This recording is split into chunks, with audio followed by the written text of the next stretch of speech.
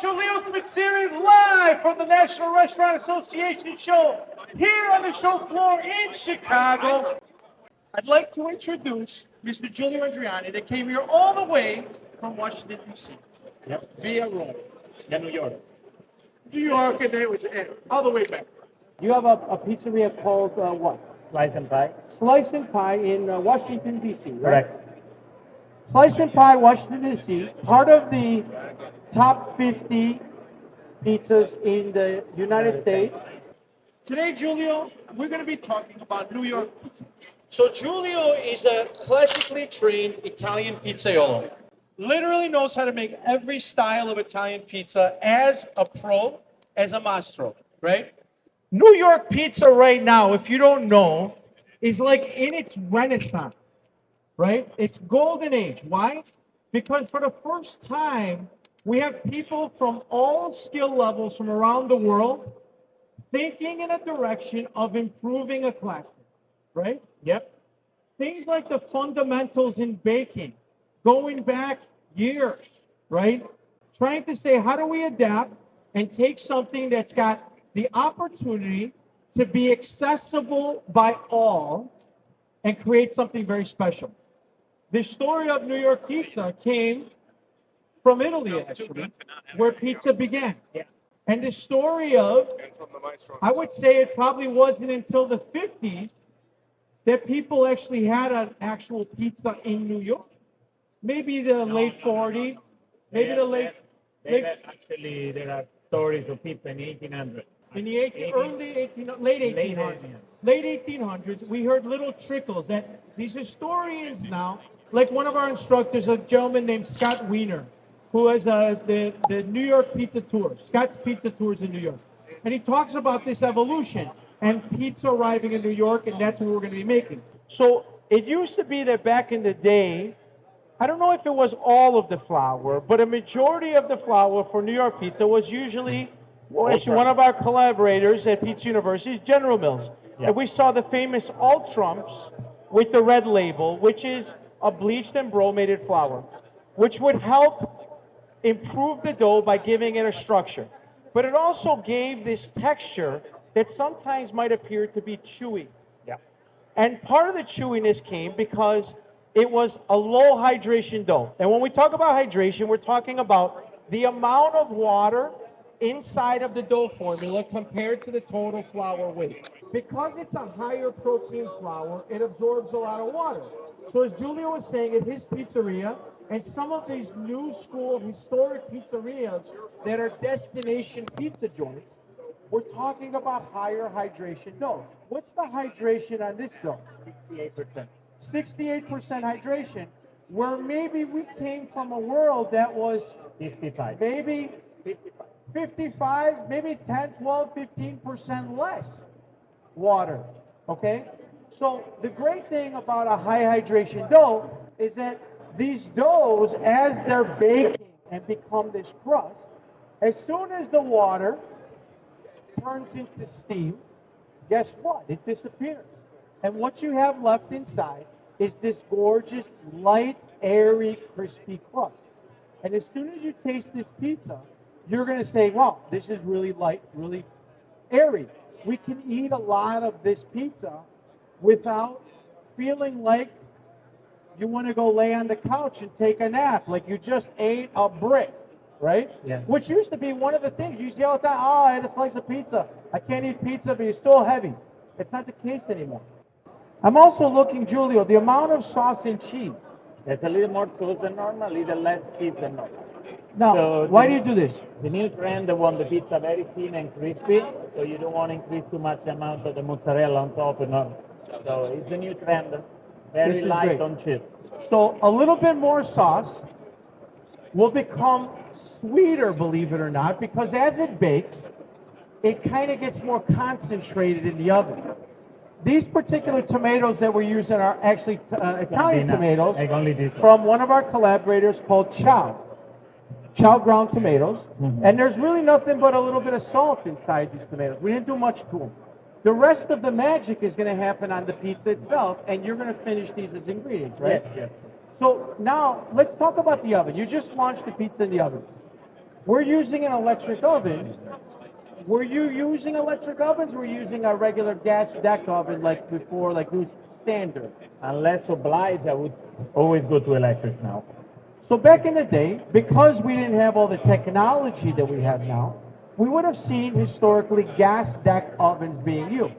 The problem with a gas deck oven is that open and close that oven door all night long, and the temperature drops consistently, significantly. But with the innovation of the electric oven, you've got a top set of heating elements and you have bottom heating elements in the stone. So all of a sudden, you can accurately pinpoint a specific temperature on top and a specific temperature on the bottom. What are you running the oven at now? 630. 630 up and down? So on both sides, 630 degrees, which again would have been the standard. We only had one temperature on a gas deck oven, but this oven, being able to regulate top and bottom, it's still in the same school of thought, but it's more consistent.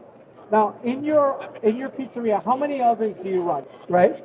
Which is pretty amazing because think of how many pizzerias are in the United States, and to be considered in the top 50 is a feat in itself. So you're running a very successful pizzeria with one oven. That's a very big oven, right? What Yeah. size pizzas do you generally do for 18 service? inches. 18 inches. And is that if someone comes and orders a whole pie, they're gonna 18-inch pizza and it's Always one 18 size. inch.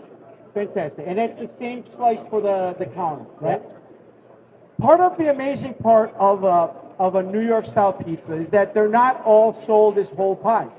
So again, if you go to a pizzeria that's got a dining room with in-house seating, that pizza is going to be served whole, cut into some slices depending on how big the pizza is or how many slices it is.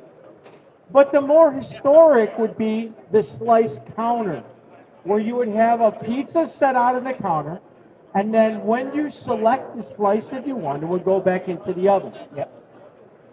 When you bake these pizzas, are they all the way done for the counter?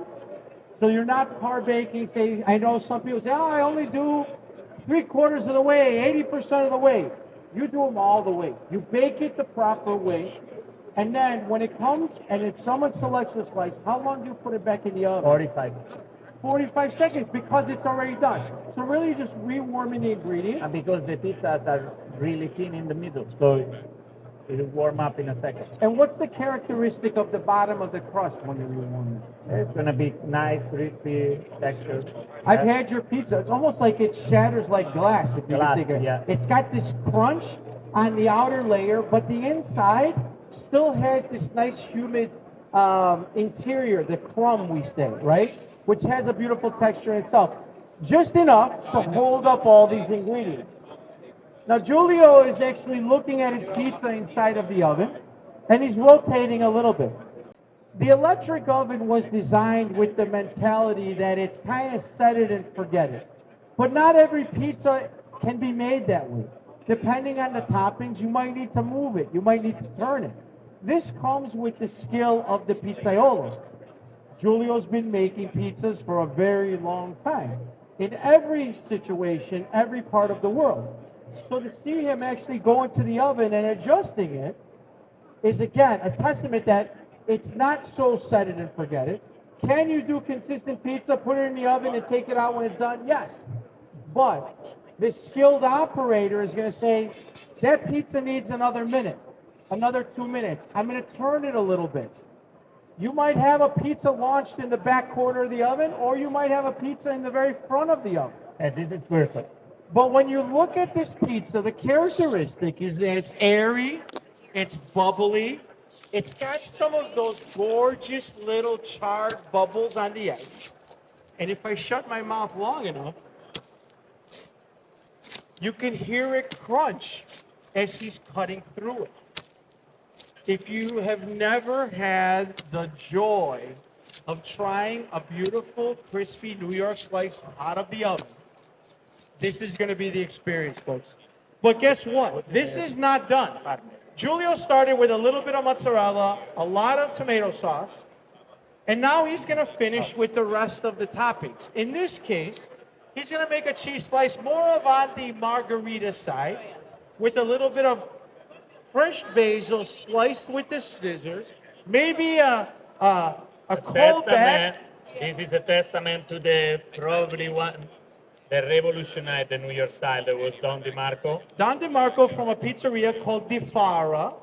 And Don DeMarco, we joke all the time because he wanted to make sure every pizza was perfect. No better quality control than a man who said, I'm going to make pots, stock pots full of my tomato sauce, myself, and hand carry them to the restaurant. You guys can try. Every pizza was cut with the basil with a pair of scissors. And we used to joke that the line to Di Faro was so long down the block because he was so slow. he was so slow to cut the basil on top of every pizza. But it really was an incredible pizza. And unfortunately, Dom is no longer with us. And the pizza world lost somebody who was very special to us. But he goes back to one of those innovators of a classic. The pizza that you see now was finished with what, Giulio? What did you put on top of this? Just some Parmesan. Normally I would shave by hand and basil. That's it. So fresh basil, a little bit of a pinch of Parmesan on top. We use grated Parmesan just now, but Giulio's preference would be to use maybe a microplane, Yep. a microplane with a gorgeous wedge of Parmigiano Reggiano, and give that this slice. Why do we use a microplane? We use a microplane because it's foamy. So when you It looks like great. snow, Looks right? like snow. Yeah. And the great thing about using a microplane on a beautiful pizza that just came out of the oven is that the residual heat of the pizza all of a sudden starts to melt that Correct. Parmesan a little bit. And the perfume of the Parmesan, the aromatic, the flavor, the sweetness comes out. No different than, do you finish any of your pizzas with a little bit of olive oil on top? Yeah, but not New York style. Not this style, but sometimes we even see olio Only the burrata. crudo. Only the burrata. A burrata pizza is beautiful, where the burrata a lot of times is put on top, or the middle of the burrata ball, the stracciatella, is added at the end when it comes out of the oven.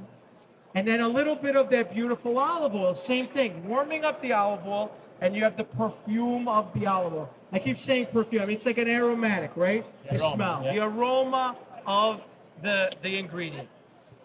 Now, in your process, this dough wasn't made very long. How many people thought that was a pretty awesome pizza, huh? Look at everybody in this room has got their hands on it. Unbelievable. That pizza went in like 30 seconds. So one of the great things that I love about this, everybody's been saying how light and crispy and airy this is. This dough, though, you made Yes. yesterday in your pizzeria. Is this typical the day No, before? we made 4 days. 4-day dough. And I would guess because this is a heavy flour that we use, and it needs some time for Mother Nature You can to break treat it down. it. We use an autolysis that's softening up the protein. So we did a great result. But of course, the longer it will be better. The longer, the better. Now, you mentioned a technique called an autolyse, which comes from the bread world, the artisan baking world, right? Yeah. And to be able to use a flour that we would consider as heavy, which this is about 15% protein. 15.5. 15.5, super strong flour. What Giulio did was take a little bit of flour and water mixed together and let it sit for what, about a half 3 hour, hours. an hour? 3 hours. 3 hours. And what's happening is that water has a chance to absorb inside of that flour. And the end result, when you go to mix the final dough, is maybe a little bit looser structure to the gluten. He prepared the protein for absorption of the water that you add at the end. I love how you say that. It's preparing the proteins to finish this process for the absorption of the rest of the water and all the remaining ingredients. Besides that, what is in this dough? Just salt, Olive oil and salt. olive oil and salt. Very simple, very easy dough. Now, what else we want to talk about with this pizza? I mean, it's just the idea is always having high-end ingredients, right?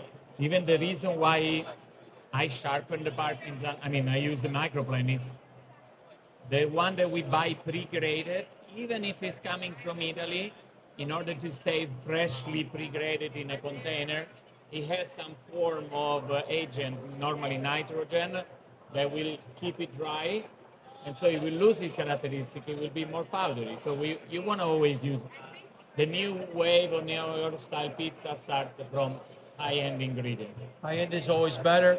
We say in Chicago, I grew born and raised in Chicago, we say garbage in, garbage out. Yeah. Right? And it's another testament. Put good stuff on top, and guess what? People will start to line up because they're eating good food. Yeah. And I think that no matter if you come from Italy or Europe or America, right? The cool thing about this is the better quality, the better ingredients, the better product you're going to make. And it doesn't matter where you're at in the world, and people were willing to pay for them. Yeah. Right? Yeah. So, ladies and gentlemen, on behalf of all of us at the Pizza University and Culinary Arts Center, our friends at Monteforni, and all the collaborators with us, thank you so much for joining us. If you want to learn more about our classes, you can go to pizzauniversity.org. We do online classes. We do tons of live in-person classes. If you want to learn any more about our products, you can also find those on the same website. So on behalf of Giulio and I'd like to say thank you for everybody you. for joining us, and we'll see you all soon. Ciao, amici!